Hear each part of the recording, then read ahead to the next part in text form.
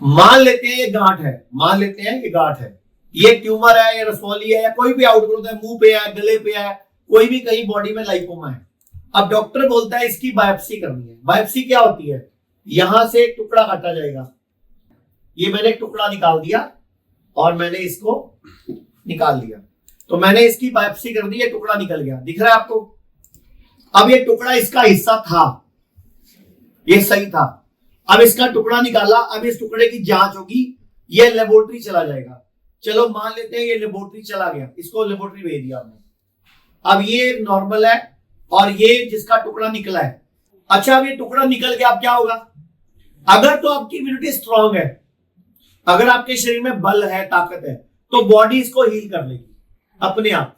जैसे लीवर का टुकड़ा निकलता है, लीवर अपने आप नया बन जाता है, ऐसे आपका मांस भी नया बन जाता है, कई बार कट लग जाता है, नया बन जाता है। तो बॉडी इसको नया बना लेगी, लेकिन किसकी बॉडी बना लेगी? जिसकी इम्यूनिटी बहुत अच्छी है। अदरवाइज ये गलना शुरू हो जाएगा, सड़ना शुरू हो जाएगा। तो ये अब टुकड़ा निकल गया, अब ये टुकड़ा लेबोरेटरी में आ गया। ये अब पहली बात तो जब ये टुकड़ा इसके साथ लगा हुआ था तब इसका था, जैसे मेरी त्वचा का टुकड़ा मेरा है, अब मैंने निकाल लिया तो ये बायोप्सी होगी, ये अपने आप में खराब हो जाएगा।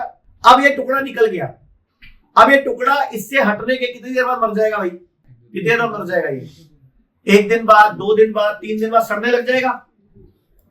अब ये सड़े ना, इसको हम एक डिब्बी में डाल देंगे, एक केमिकल में डाल देंगे, इसका नाम होता है फार्मालीन। कौन सा नाम होता है? फार्मालीन, या अगर एक नाम का केमिकल होता है। अब उसमें डाल दिया ताकि खराब ना हो। अब गूगल पे चेक करो, फार्मालीन खुद में कैंसर कारक है। तो अगर फार्मालीन में रहने से मान लेते हैं इसको कैंसर हो गया, क्योंकि रिपोर्ट 12, 15, 18 दिन बाद आती है, मान लो इसको कैंसर हो गया फार्मालीन में पड़े पड़े, क्योंकि कभी ये माइक्रोस्कोप में जाएगा, कभी इसको लैब में टेम्परेचर चेंज करेंगे, कभी इसको अलग अलग जगह लेके जाएंगे। तो अगर इसको कैंसर हो गया तो ये इलाज इस पे क्यों शुरू हो जाएगा? क्या लिखा हुआ है देख लो, मैं नहीं बोल रहा।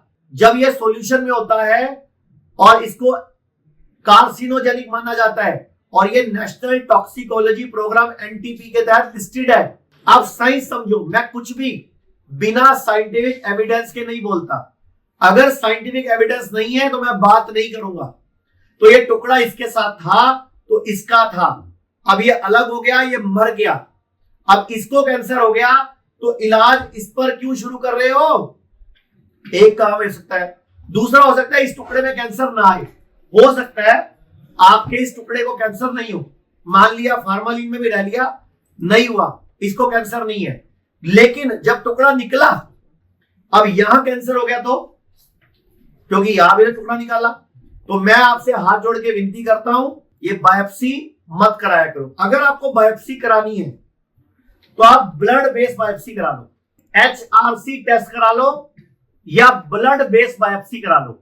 ब्लड बेस्ड बायोप्सी क्या होती है? खून की जांच से ही पता लगा देती है कि बॉडी में कौन से अंग में कैंसर है। भारत में हमारे 120 से अधिक हॉस्पिटल, क्लिनिक और डी केयर सेंटर्स मौजूद हैं, जहां 900 से भी अधिक आयुर्वेदिक डॉक्टर्स और विशेषज्ञ आयुर्वेद, नेचुरोपैथी, पंचकर्म और डाइट थेरेपी जैसे प्राकृतिक तरीकों के माध्यम से कैंसर, किडनी, लिवर, हार्ट और अन्य गंभीर बीमारियों को रिवर्स करना सिखाते हैं।